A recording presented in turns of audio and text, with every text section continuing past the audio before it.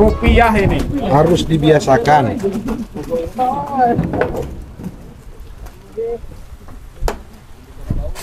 Ini kandang sapi piro le, mau le?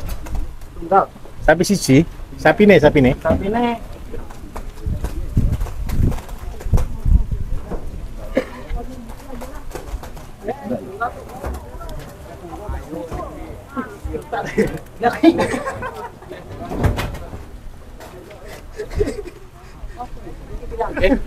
Siap. Teman-teman ya, bisa dengar suara saya? Nah, kotoran sapi itu kan paling banyak serat nih. Kalau sudah dimasukkan ke biodigester, sebenarnya kan kotorannya sudah lebih lembut daripada ini. Ini kalau kita buat konsep tanpa biodigester, jadi dari kotoran langsung kita masukkan ke satu bak seperti ini. Penampungan ini tujuan dari para ini adalah untuk memfilter supaya kotoran padat tetap di atas, yang cair akan turun. Nah, karena untuk memproses kotoran sapi supaya bisa jadi pupuk yang sempurna dan bioselurinya nanti cairannya ini bisa jadi sempurna, maka kita harus menambahkan sesuatu. Yang tadi saya sampaikan, yang ditambahkan pertama kali adalah dari kotoran ayam yang kita campur dengan cucian air beras. Nanti saudara bisa lihat yang di sebelah sana kemarin masih kurang, karena di sana kan kapasitas total kan 14 ton. Kemarin baru diisi cuma 1 ton. Harusnya kotoran ayamnya kurang lebih sekitar 3 sampai 4 ton. Nanti kita akan isikan di sana yang kotoran yang dari ayam ya, ayam yang sudah kita cairkan. Nah, proses ini kita lakukan oksidasi. Kalau cuma dijemur begini saja, kotoran tidak akan terjadi proses apa-apa. Nanti kotoran ini akan kita tutup seperti yang di sana, dan kita mudah-mudahan minggu depan nanti dari tim yang setelah saudara nanti kita akan kirim videonya bagaimana ketika proses panennya, seperti itu ya. Bisa ikuti di dalam YouTube sehingga apa, semuanya akan terproses dengan baik seperti itu. Kita habis ini akan menambahkan di sana tentang yang apa, yang dari N-nya, yang dari kotoran ayam seperti itu. Kalau lihat tempat seperti ini mudah atau susah kira-kira? Mudah. Mana yang susahnya? Tanya susahnya dulu, tidak ada kan? Tinggal aplikasi, betul ya? Ya, Nunggu mobil ini keluar, nanti habis ini yang urea cair kita masukkan di sana ya. Oke, ada yang tanya. Jadi gini ya, jadi ini adalah konsep yang ini konsep apa, pabrik pupuk tempat kolam yang didesain Pak Bay itu untuk sapi dan kambing sesuai dengan kebutuhan kita yang di upland. Betul. Jadi awalnya sebenarnya Pak Bayu bukan seperti ini yang membuat. Bukan seperti ini. Jadi khusus upland dia guna gini. Kenapa? Karena kita ada biodigester. Jadi ketika biodigester, maka yang akan keluar itu adalah hanya kohe kambing, dan kohe sapi. Nah, untuk kohe sapi dan kambing setelah masuk biodigester, maka akan keluar dua, satu yang padat, yang satu lagi yang cair. Tapi nanti masih dalam satu bentuk. Nah, tapi dalam satu bentuk. Nah, masih dalam bentuk bubur. Nanti yang cair itu nanti akan ada, kita lihat di situ nantinya. Nah, kemudian yang padatnya kita masukkan ke dalam kolam ini ya Pak Bayu ya. Iya, padat dan cair masuk sini semua. Iya, padat nanti masuk sini semua.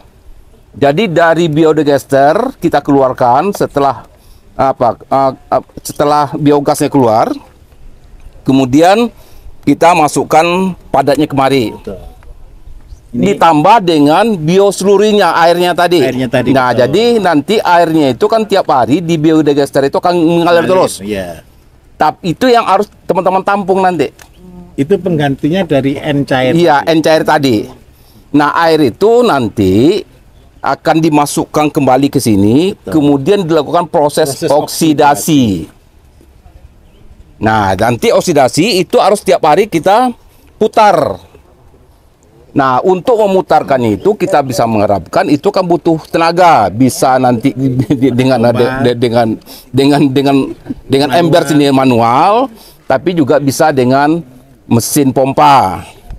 Bisa dengan mesin pompa Pak ya. Betul. Nah, untuk bisa menggerakkan mesin pompa itu ya kemungkinan besar itu kita bisa menggunakan gas yang ada yang dari biogas tadi. Jadi baik itu dari pompa maupun dari apa. Jadi makanya kita tidak perlu lagi terlalu repot untuk memanualkannya, lakukan proses oksidasi setiap hari. Intinya adalah itu. Nah, kemudian di samping itu nanti akan ada tambahan lain, karena kalau dari hasil biodigester yang padat ini itu unsur NPK-nya masih rendah kan, Pak? P saja. Masih P saja. Makanya harus ditambah unsur lain. Jadi nanti kita lihat ada unsur lain itu adalah merupakan kotoran ayam yang direndam air. Cucian beras. Dan tambah cucian beras untuk menaikkan unsur N juga ya, P-nya dari sapi. P dari sapi. Nah, dari kambing. Kemudian yang untuk cairnya, yang bioseluri yang kita bolak-balik tiap hari itu yang proses oksidasi itu nanti akan kita bentuk menjadi apa? N yang tinggi yang namanya urea cair ya, Pak. Betul. Nah, jadi urea cair itu apa? Kemampuannya itu adalah 1 liter itu adalah sama dengan 10 liter air. Itu yang makanya kita harus tingkatkan sehingga dia mempunyai nilai tambah. Kalau seandainya hanya hasil dari biodigester itu bioseluri saja yang kita gunakan, itu nilainya rendah. Nilai jualnya pun juga rendah. Nah, demikian juga dengan pupuk padatnya. Nilai N-nya juga rendah. Tapi setelah kita tambah dengan unsur N dari kotoran ayam tadi itu, sehingga dia menjadi tinggi, sehingga itu akan bisa setara dengan NPK kimia. Dan nilai jualnya akan lebih mahal. Seperti itu ya, nanti yang akan kita lakukan. Nah, untuk itu teman-teman tidak bisa hanya memikirkan bagaimana pupuk ini dibuat. Biodigesternya sama ternaknya harus sama-sama dijaga. Gitu ya. Jadi jangan karena ingin mengambil keuntungan cepat dari instan dari pupuk, buat pupuk aja. Ya, buat pupuk aja, ternaknya dilupakan dan biodigesternya juga tidak diurus. Gitu ya. Nah, nanti kita lihat proses selanjutnya nanti bagaimana proses oksidasi ini. Kemudian yang kedua ini adalah kotoran sapi, sedangkan cairannya kita ambilkan dari urinnya. Dan yang kedua yang paling penting adalah dari air yang berasal dari kotoran ayam. Ini kapasitasnya total, ini total 12 kali 2 berapa berarti? 24 ton. Tapi kurangi sepertiga, dikurangi 8 ton, tinggal sepertiga itu yang ini ya, untuk para ini ya, betul ya? Jadi sisanya tinggal berapa? 16 ton. Jadi kapasitas kotoran sapi yang di atas ini sebanyak 16 ton. Terus berapa banyak cairan yang dipakai untuk mengolahnya? Ini ada rumusnya. Jadi cairannya adalah kalau dia 16 ton, berarti urin dari kambing kalau ada, kalau tidak ada bisa dari kotoran ayam. Tapi kotoran ayam ini yang sudah kita tambah dengan kencing dari kambing. Jadi besok ketika hari Kamis saudara akan praktek di yang tempat yang di bawah itu, saudara akan lihat bagaimana cara membuatnya. Tapi dalam kapasitas besar, ini dalam kapasitas 4.000 karung, dalam kurang lebih sekitar hampir 120 ton. Karena kita ada proyek di Ponorogo untuk 1.000 hektar tanaman jagung. Nah, dari sana kita ambil airnya. Airnya ini kita pakai untuk memproses ini. Berarti berapa banyak? Kalau 16 ton dikalikan 30%, berarti ketemu berapa? 4,8 ton. Kemarin, angkatan kemarin kita sudah tambahkan di sini sebanyak 1 ton. Kita tambah 1 ton, nanti besok lusa 1 ton, jadi sudah penuh di 4 ton nanti. Nah, ketika dia sudah di 4 ton, maka kita oksidasi. Ini setiap pagi dan sore sebenarnya disiram dengan air dari bioselurinya yang dibuka di bawah. Nah, ketika itu dibuka, disiramkan di sini jadi basah. Kenapa kita harus menjaga selalu basah dan dia akan netes ke bawah pelan-pelan seperti itu, terkumpul pagi, dinaikkan lagi. Sore habis, disiramkan lagi besok pagi. Seperti itu konsepnya. Tujuannya apa? Kita harus basahi kotoran sapi ini. Di dalam proses fermentasi, di dalam proses pembuatan pupuk, ketika tidak basah maka tidak terjadi proses. Tadi saya bilang ya, kotoran sapi ketika dijemur warnanya tetap hijau, betul kan? Cuman jadinya kering. Dan itu akan membunuh semua bakteri. Tetapi ketika dia di dalam proses seperti ini, dia tetap hidup, kemudian dia akan tumbuh yang gas. Setiap malam ini pasti berembun. Kalau saudara masukkan kepala di dalam ruangan ini, maka ada 2 bau. Yang pertama H2S itu kan zat beracun sebenarnya ya, itu ke mata jadi pedih. Kemudian yang kedua bau amonia. Ada satu relawan boleh berani masukkan kepala 1 menit saja, tidak sampai lah. Kalau tidak tahan langsung keluar, boleh. Pedih tidak ke mata. Mas Boy, masuk. Iya, ada ini ketua. Monggo ketua. Masuk tutup. Nah, oke, tutup Pak. Ada asuransinya tanah. Ada pedih Pak ke mata? Ada. Ada bau menyengat sekali? Itulah amonia. Amonia inilah yang ditakuti oleh seluruh dunia tadi. Padahal kita di sini cuma jarak berapa senti? 10 senti kan? Bau enggak di sini, bau dalam? Enggak kan, ini kan bau dari yang di luar itu kan? Nah, kalau saudara tahu yang apa sih yang membahayakan yang disebut dengan rumah kaca, saudara masuk di gas ini. Inilah yang ada di dalam tabung biodigester. Oke, cukup Pak, oke Pak. Yang Oke, keluarkannya sedikit aja. Mati. Mantap hitam ya. Dah, mati Pak, mati aja. Cukup. Baunya apa? Harum atau belum? Kok bisa? Ayo, baunya apa kira-kira, Fer? Baunya apa? Coba dicium. Nggak akan sah kalau nggak mencium ini. Ini sudah 1 minggu proses ya. Asa curiga, meredai itu. Baunya apa? Ayo, baunya apa? Asam. Bukan, harum. Fair, harum dan manis. Baunya harum dan manis, nggak bisa tidak. Pokoknya nggak bau tai, Bukan bau tai, bukan bau kencing, bukan bau sampah. Harumnya manis. Harumnya manis. Coba sana ke agak ngeri agak. Harum manis ya. Ayo, deket, kurang deket atau Jilat perasaan agak asin. langsung ke dikasih ke sayuran bagus ya. Sebentar, sabar. Ada yang mau nyium? Ini adalah usia 1 minggu dari proses fermentasi. Kalau ada orang berkata, dari sampah itu baunya busuk karena belum terolah. Ini adalah konsep kehidupan, saudara. Ini adalah konsep kehidupan. Semua orang, kalau tanpa ilmu, dia adalah sampah masyarakat. Betul atau tidak? Ketika sampah masyarakat ini diolah, diajar, dididik, dilatih, anggap aja difermentasi seperti itu, dia akan menjadi harum. Pertanyaannya adalah, saudara tahu bahan-bahannya tadi kira-kira? Ada gula enggak di dalamnya? Kenapa kok bisa jadi manis?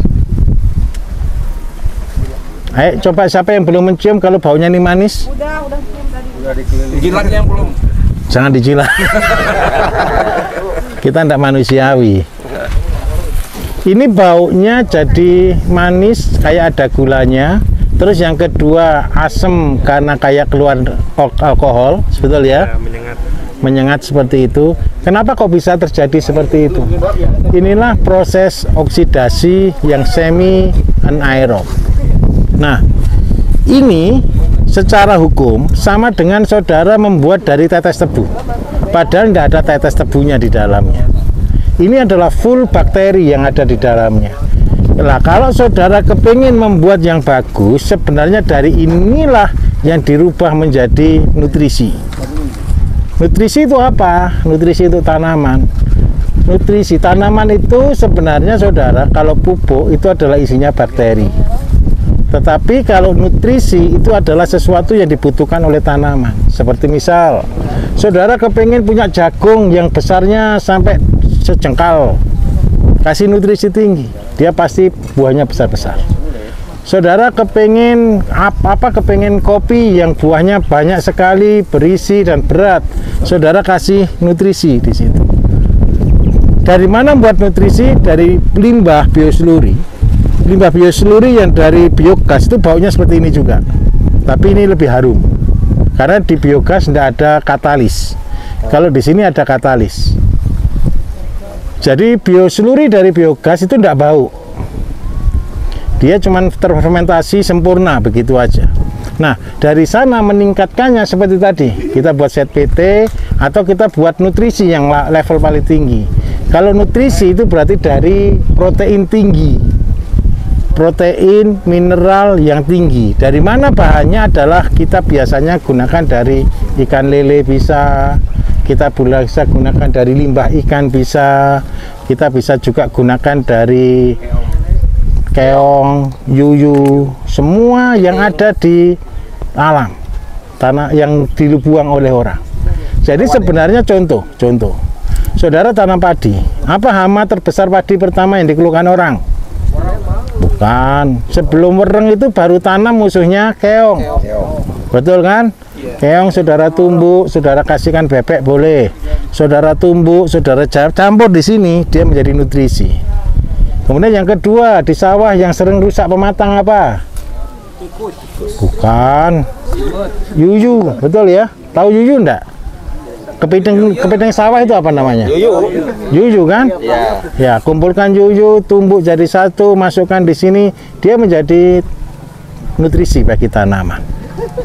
Jadi sebenarnya kenapa sih kita harus bertani secara organik? Itu artinya di sini. Kalau bertani organik itu fokus kita bukan membunuh binatang tanpa guna. Seandainya tikus bisa ditangkap, tikus diolah jadi pupuk juga bagus sekali. Nah, jadi semua yang ada di sawah, semua yang serangga, kita tidak membunuhnya, tapi kita menggunakannya secara bijaksana. Oke? Terus apa yang harus kita lakukan yang dimaksud dengan oksidasi? Nah, dari sini kita akan kembalikan ke atas lagi. Kalau boleh itu pagi dan sore.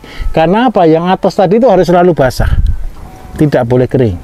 Tahu alasannya? Kalau kering dia jadi keripik, betul kan?